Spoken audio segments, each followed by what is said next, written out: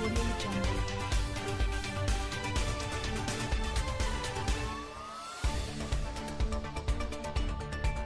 Prince Harry and Meghan Markle caused an eruption within the hegemony of the royal family with their abrupt departure, as they decided to leave their working roles and relocate to California. However, a royal expert has claimed that the Queen had a strategy in place to deal with the couple that would allow her to avoid any of the corruption or the vilification or the negativity. Stuart Pearce told the podcast Royal Yes, "I feel there has been an eruption within the hegemony, within the hierarchy. The eruption took because of Harry and Meghan leaving the way that they did, although of course, their departure was well known about by Prince Charles, by the Queen and also by Prince William, etc. way before we knew about it. You can just imagine when Harry, full of love for the lady he was falling in love with, arrived back and went to see Her Majesty. She'd have said let's take this easily, let's court her for a year, and then let's talk again. They talked again from what I understand from the people that I know, and Harry was emphatic I want to marry her and the strategy was created." He continued, "Her Majesty would say what happens if this doesn't work with the British people? So the whole strategy was developed right at the very beginning. It came to a shock to us but actually, the mechanism was always there, all of the possibilities. That's how pragmatic Her Majesty is, which is why she's able to fly like an eagle over the whole thing observing, and not get caught up in the corruption or the vilification or the negativity." Since leaving the royal family, Prince Harry and Meghan Markle have complimented the Queen, with the Duke stating that she remains his colonel-in-chief.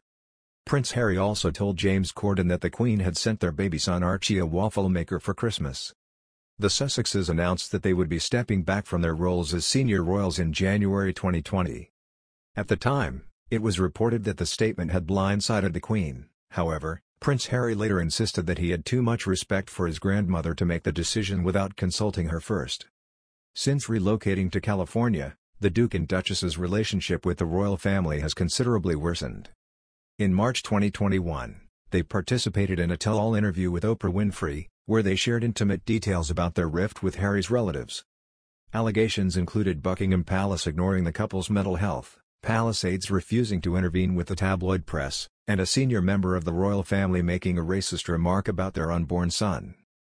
Prince Harry has also appeared in further interviews with Oprah Winfrey and Dax Shepard where he has spoken of the genetic pain and suffering within the royal family.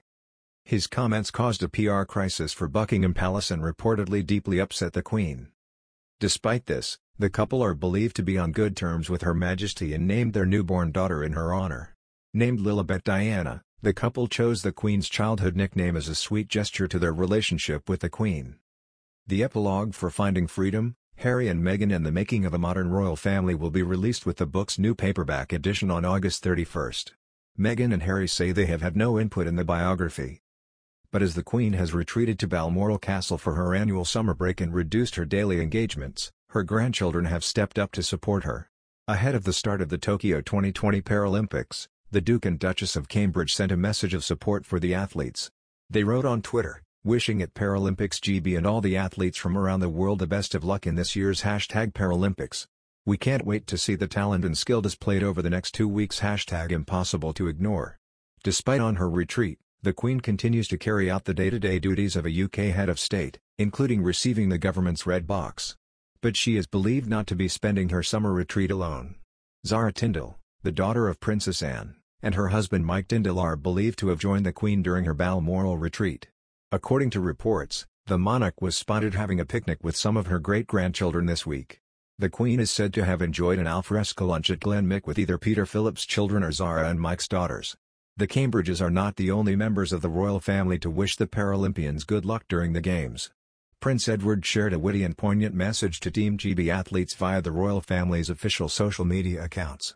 As the patron of the Great Britain and Northern Ireland Paralympic team, the Earl of Wessex told the athletes on Friday, "As the moment this year's Paralympic Games in Tokyo gets ever closer to actually getting underway, I want to wish you the very best of luck."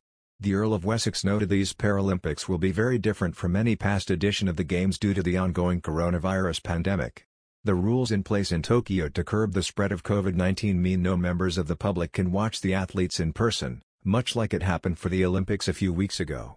However, Prince Edward urged Team GB athletes not to be discouraged by these changes.